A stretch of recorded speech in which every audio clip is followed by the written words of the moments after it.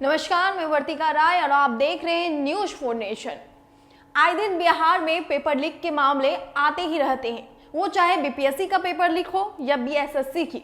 यहाँ तक कि मुख्यमंत्री नीतीश कुमार भी बोलते हैं कि मैं तो युवाओं को नौकरी दे रहा हूँ, और तो युवाओं को आप नौकरी दे रहे हैं तो वे फिर युवा कैसे नौकरी लेंगे। सवाल तो उठता है ना कि युवा को आप एक तरफ नौकरी देने की बात करते हैं और दूसरी तरफ जो युवा मेहनत करके कड़ी मेहनत करके वह इन पेपरों को लिखते हैं, उसके बाद पेपर लीक हो जाता है।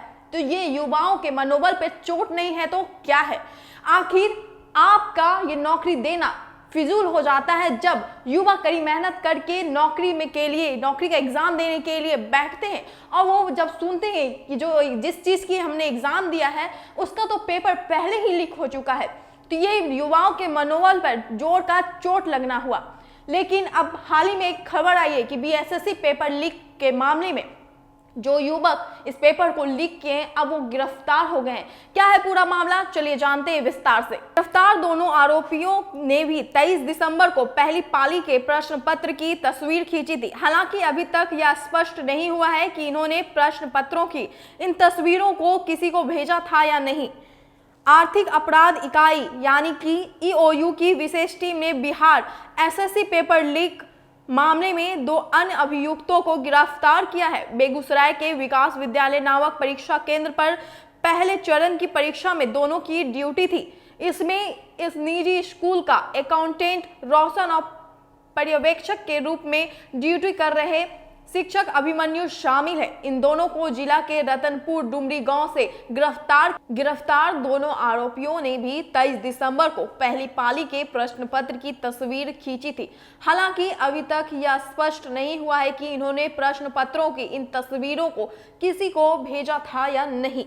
आर्थिक अपराध इकाई यानी कि ईओयू की विशेष टीम ने बिहार एसएससी की पेपर लीक मामले में 2 अन्य अभियुक्तों को गिरफ्तार किया है। बेगूसराय के विकास विद्यालय नामक परीक्षा केंद्र पर पहले चरण की परीक्षा में दोनों की ड्यूटी थी।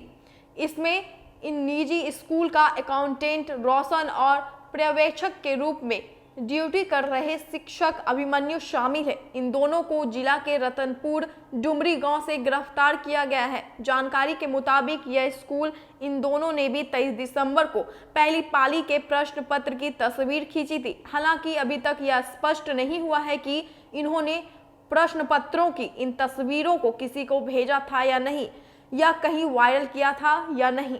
हालांकि पहले चरण की परीक्षा पहले ही रद्द हो चुकी है। इस चरण का पेपर लीक करने के आरोप में पहले ही ईओयू मुख्य अभियुक्त समेत 5 अन्य को जेल भेज चुकी है।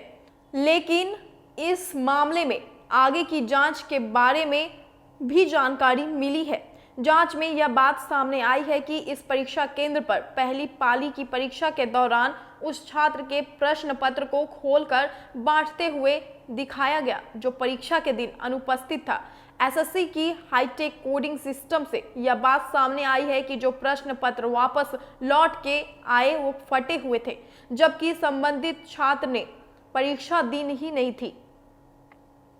जांच में पता चला कि स्कूल के अकाउंटेंट रोशन ने पर्यवेक्षक अभिमन्यु से हड़बड़ी में यह कहते हुए प्रश्न पत्र ले लिया कि वो इसे रख देगा, लेकिन उसने इसमें सील पड़े प्रश्न पत्र को फाड़कर इसकी फोटो अपने मोबाइल से खींच ली। बाद में इन फोटो को डिलीट भी कर दिया और अपना मोबाइल भी फेंक दिया। लेकिन जांच में पूरा खेल उजागर हुआ और इन दोनों की गिरफ्तारी हो गई। तो ये रहा बिहार की शिक्षा व्यवस्था पर किस प्रकार लोगों को अब डर ही नहीं लगता कुछ कांड करने में। यहाँ तक कि विद्यार्थियों के मनोबल पर इतना बड़ा वार हो गया है कि विद्यार्थी अपनी कड़ी मेहनत से पेपर लिखने के लिए बैठते हैं, प्रतियोगिता परीक्षा देते हैं, और जब उन्हें पता चलता है कि उनका पेपर लीक हो गया है तो उनके मनोबल पर ये बहुत बड़ा चोट है। तो ये दरखास्त है नीतीश कुमार से, हमारे माननीय मुख्यमंत्री से, कि आप विद्यार्थियों के मनोबल को ऐसे चोट ना पहुंचाएं। ये जो बहुत घातक मामला सामने आया है कि विद्यार्थी पेपर लिखने बैठे लेकिन उसका पेपर पहले से ही लीक हो चुका। इन 2 अपराधियों को आप सख्त से सख्त कार्रवाई करें ताकि विद्यार्थी अपने मनोबल पे बने रहें और उनका जो ये पेपर लीक का मामला बार बार सामने आते रहता है ये मामला अब बंद हो। ऐसे ही वीडियो और खबरों के लिए हमारे साथ बने रहे। नमस्कार।